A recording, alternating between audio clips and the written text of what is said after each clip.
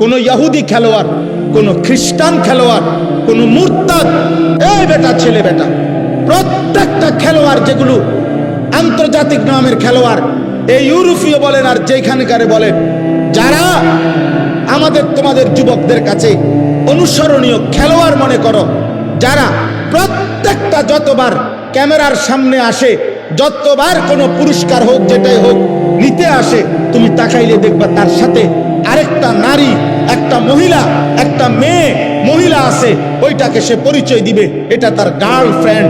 তো জিনা যাদের কাছে বিবাহ বহির্ভূত এরকম মেলামেশা যাদের কাছে বৈধ, তারা এই পৃথিবীতে কোনো জানোয়ারের আদর্শ হইতে পারে না বেটা। মানুষ তো দূরে থাকে, কোন চতুষ্পদ জন্তুর মডেলও হইতে পারে না এটা।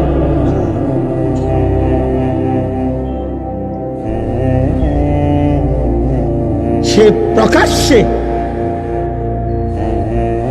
মহিলাকে নিয়ে সে ছবি তুলতেছে, ক্যামেরায় পোজ দিতেছে, এটা তার গার্লফ্রেন্ড। ছি ছি ছি বেটা, ঘৃণা হওয়া উচিত বেটা রুচির উপরে। বেটা রুচির উপরে ঘৃণা হওয়া উচিত বেটা। হায়া, লজ্জা এক মানুষের সৃষ্টিগত নিয়ামত, আল্লাহর দান এটা। যার হায়া ছিনিয়ে নেয়, যার লজ্জা ভেঙ্গে যায়, আল্লাহ রাসূল বলছে ফাসনা মা শিতা, এবার তোমার আচরণ জানোয়ারের মতো, যা মন চায় তাই কর। যা বেটা, তোর যেহেতু লজ্জা নাই, তুই খারাইয়া মুতলে কি আর বইয়া মুতলে কি, তুই রাস্তার ধারে মুতলে কি আর মানুষের চোখের সামনে মুতলে কি। পাশে দিয়া মানুষ যাইতেছে, মহিলা যাইতেছে, পুরুষ যাইতেছে, সিএনজি যাইতেছে, ও এখানে বসে পেশাব করতেছে, ধরেন তার কত বড় নিকৃষ্ট রুচি। কি তারে পড়াইলো, কে কি পড়লোতে, এই বাচ্চাটা কি পড়লো। ছি ছি ছি ছি ছি ছি বেটা, থু বেটা, ওই বিবেকের উপরে ছি বেটা।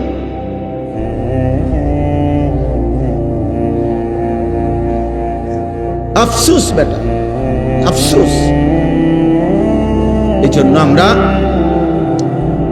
এটা মনে করাইলাম, আমি একজন একজন বাবা অভিভাবক মনে করাইলাম, আরেকবার বুঝাপড়া করেন। আপনারা কারো যদি বুঝার দরকার হয় বা আমগোর লগে তর্ক করতে মন চায়, আপনি কইয়েন আমি আমু। কোন দিন তর্ক করবেন সেদিন আমু, ইনশাআল্লাহ ইনশাআল্লাহ।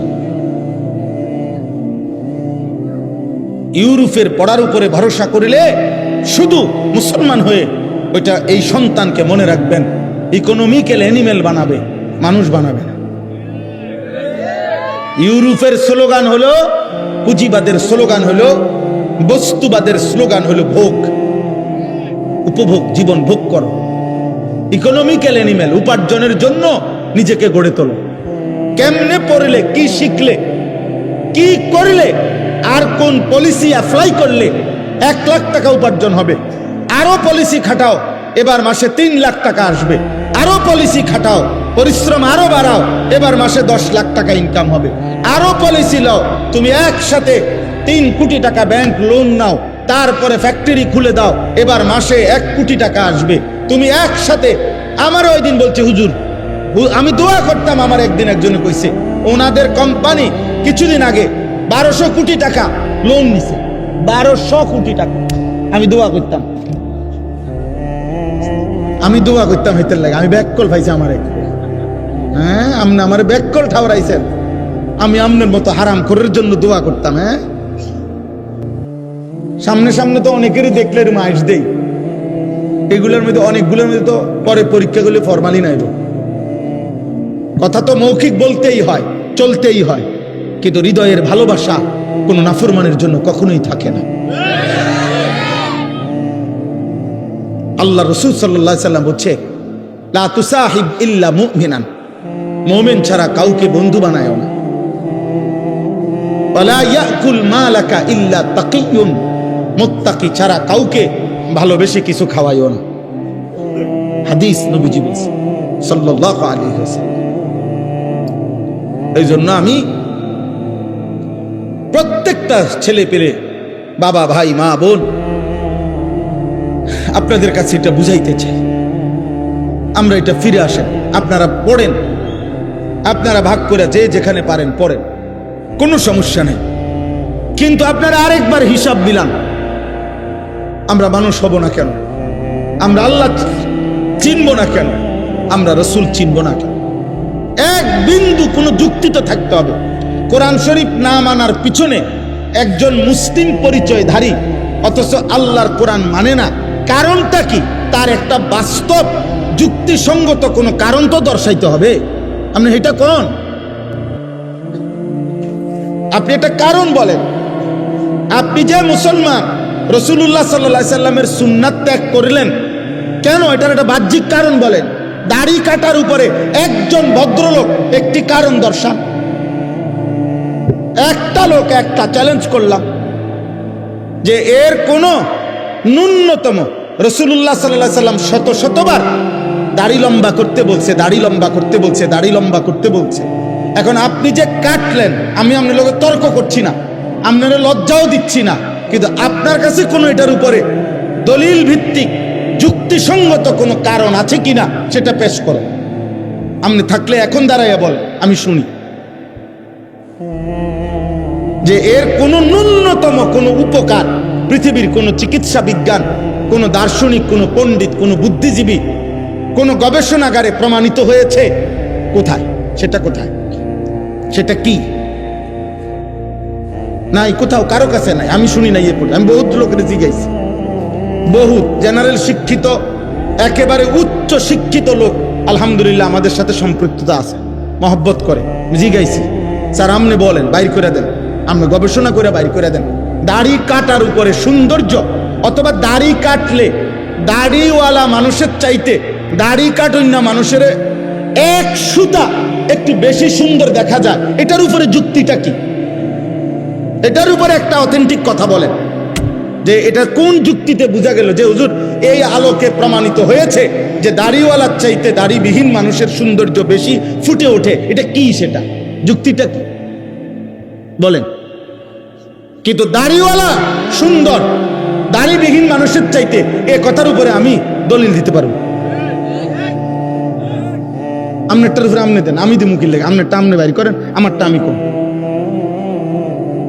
এই পৃথিবীতে 1450 বছরে লক্ষ লক্ষবার প্রমাণিত হয়েছে রাসূলুল্লাহ সাল্লাল্লাহু আলাইহি সাল্লাম, ওনার সাহাবায়ে কেরাম 1 লক্ষের চাইতে বেশি সাহাবী রাতে, দিনে, সকালে, দুপুরে, দিবানিশি নবীজিকে দেখছেন হাজার হাজার বার, লক্ষবার।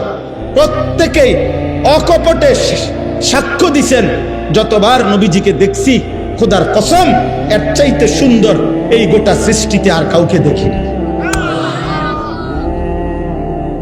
তাহলে বুঝা গেল দাড়িওয়ালা চেহারা লক্ষের চাইতে বেশি সাহাবীর দৃষ্টিতে সুন্দর, অনুসারীদের দৃষ্টিতে সুন্দর। 1 2 কোরআনুল কারীমের মধ্যে আছে ওয়াদ-দুহা ওয়াল লাইলি ইযা সাজা। এই শব্দের 2 তাফসীর।